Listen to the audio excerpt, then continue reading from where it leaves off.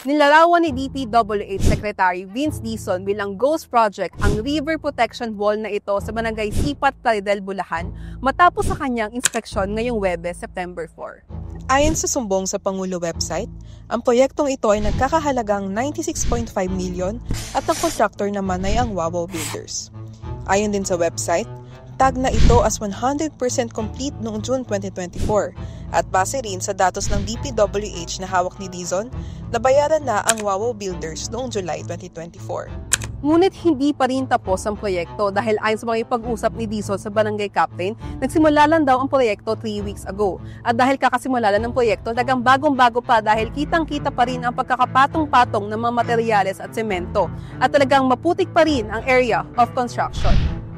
Inanunsyo rin ni Dizon na iuutos niya ang lifetime blacklisting ng Wawaw Builders at Sims Construction Trading sa DPWH dahil sa mga ghost flood control projects. Sinabi rin niya na irekomenda niya ang pag-file ng kaso laban sa dalawang contractor sa Department of Justice.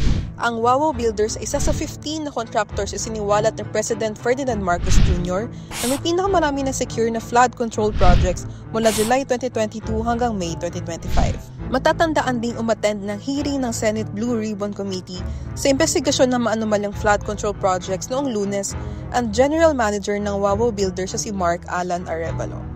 Sa kapila ng paulit-ulit na pagtatanong ng mga senador kung may ghost project sa kanyang kumpanya, hindi niya sinagot ang tanong at nag-invoke lang ito na kanyang right against self-incrimination.